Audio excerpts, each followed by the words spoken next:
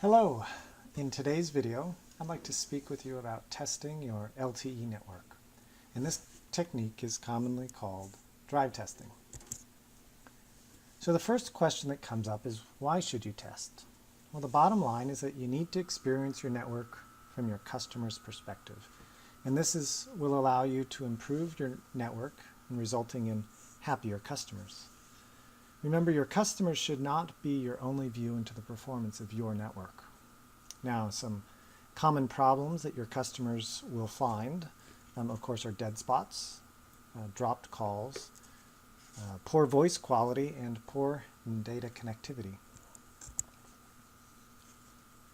So what is air interface testing? Well, there are two parts to the testing protocol. The first is UE testing, and this involves the customer's equipment, most commonly a smartphone. The testing software will make a direct connection to the RF chip that is embedded in the phone, and it will capture all of the RF performance information from the chip. This technique will use commercial phones that will capture the diagnostic mode data using a simple USB cable. The test will capture the technology that the phone is on and will only give you the perspective of that single device. The second part of the testing protocol is the scanning receiver. This device is a calibrated piece of test equipment and will give you a network-independent perspective. It is not locked to the network. It will capture the RF spectrum and it will return the power levels for each of the sectors that it can find. The receiver can easily scan multiple bands and multiple technologies simultaneously. So if you have multiple LTE carriers operational, a scanning receiver will allow you to look at the power levels and the sectors that it can see, whereas the UE or the smartphone is only going to be locked to one of those. There are two options for collecting data. So the first is a tablet or a laptop, and this is directly connected to your smartphone or your device. The other option is to collect it from software that sits on the phone itself. Now, once you have collected your log files, you'll then post-process the log file either on the tablet directly or back at your office on your desktop computer. The tablet version of the software will also give you the option to collect up to 10 simultaneous devices. The smartphone version is only going to give you the option to collect data from a single phone. If your intent is to look at benchmarking or comparison of your network to your competitor's network, then having multiple devices connected to your tablet at the same time is really helpful. There's multiple stages of testing that you'll use software such as this. The first is in the lab, and in a lab environment you're going to look at either new UE introductions. You also might want to look at verifying eNodeB software or upgrades to your core. The second option or second stage for testing is in the network deployment phase, and this is either in the macro network deployment where you're putting up a new base station, or in a DAS or distributed antenna system where you're installing antennas in a congested area. You'll also look at optimization or troubleshooting. So once your network is operational, you want to respond to network performance problems. These could either be customer complaints or proactive areas where you know you need to optimize your network. The last stage of testing involves benchmarking or competitive analysis. You're going to be answering the questions such as, how does your network perform against your competitors? What is your throughput speed or your dropped call rate? It's also very helpful to look at this with verification of your roaming agreement and performance that way. These systems can become quite expensive, and it's important to look at this from a couple perspectives. The first is there's Qualcomm licenses that are involved, and you need to pay for the technology by or pay for the license by the technology. And these are broken up into LTE, LTE Advanced, HSPA, WCDMA, CDMA, and EVDO. The software is also quite complex, and so there's been a lot of man hours that go into the development and the maintenance of that software. You can easily spend anywhere from $20,000 to $50,000 for single license seats, depending on the combination that you've got. And on some operators, that particular budget is out of their reach. So what alternatives do you have? There are several. The first is go ahead and capital equipment purchases, where it's just a straight up purchase of the license. You can also look at monthly rentals of the software. You can look at daily or weekly rentals. Or you also have an option to just outsource particular projects to companies who have already invested in software such as this. Let's look at a couple examples. We'll start with looking at an example of a deployment phase. We'll also look at some optimization reports, and then finish with a look at some distributed antenna system installations and how testing your network in these different phases will highlight opportunities to improve your network. Get some data together, and this is taken from a real-time drive test here in San Francisco. I'd like to point out a couple things you're going to see on this video as we get started.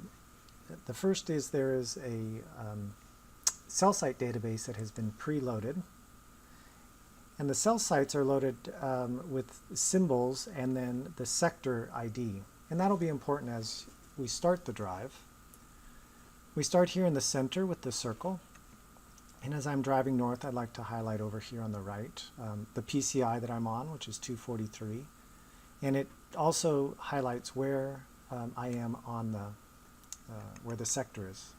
In addition, you saw there it also told you the distance that you are from the sector, so 570 meters. As I drive north, I'm talking to sector 229, where the PCI is 229. We continue to drive north. On the right side, you're going to start to see the RSSI values, the RSRP, the SINR, and the RSRQ. Again, we go back and forth with a couple different handovers. We highlight the interesting events here in the RSRP where we kind of dip. We go through a null in certain areas, and then we hand over to sector or PCI 230. What we're going to notice here is sector 230 does not have enough power, and we'll start to see the RSRP crash as it starts to go pretty low. The UE at this point is looking really hard to find somewhere else to hand off to. There's not a lot of areas. This is a good opportunity for optimization, and you'll see the next sector it finds is 242, which is nearly 5 kilometers away.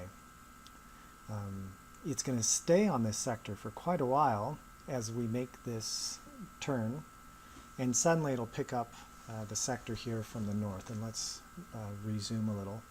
Picked up to sector 238, which is coming just on the north side there.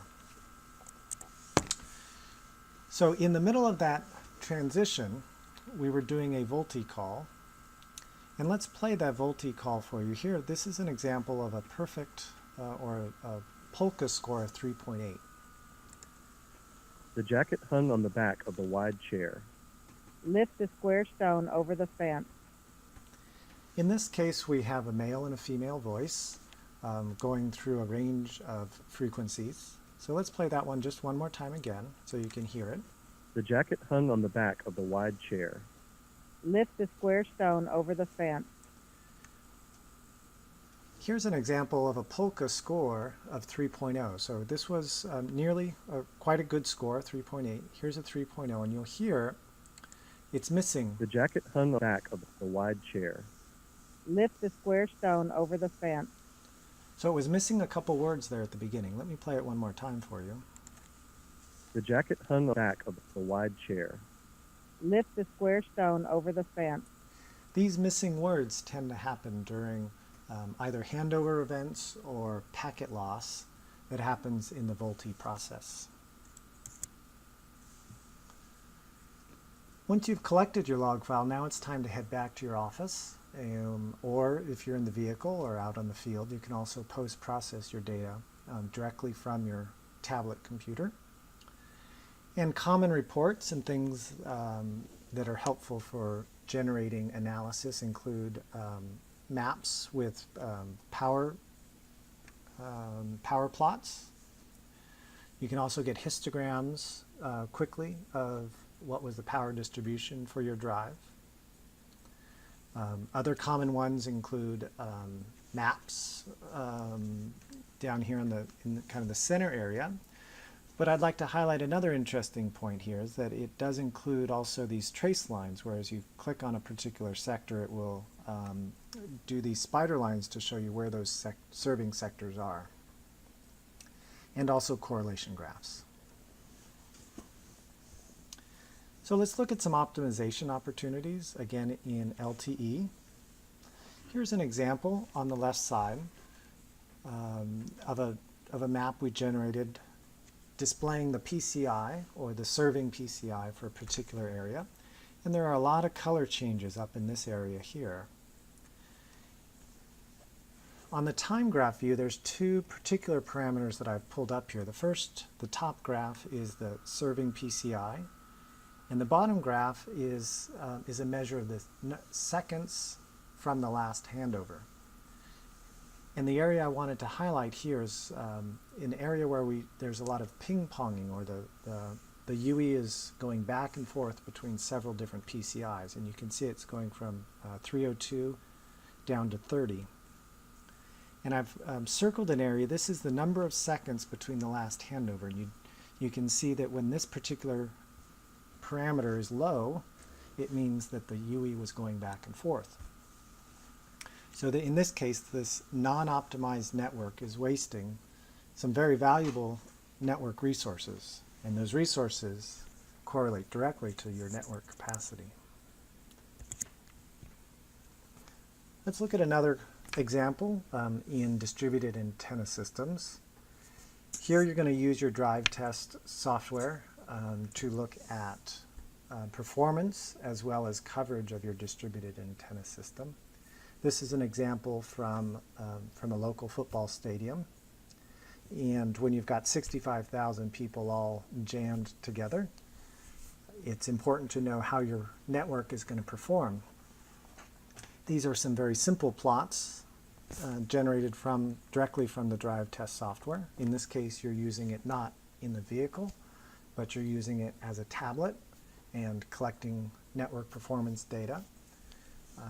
The first one is looking at the RSRP distribution on one particular level, and the graph on this side looks at seating areas. You can also look at it in subway regions. So here, a subway in New York, very congested, lots of people walking. And using your tablet with various phones connected to it, you can then plot out your RSRP, your power levels throughout the areas where your customers are traveling.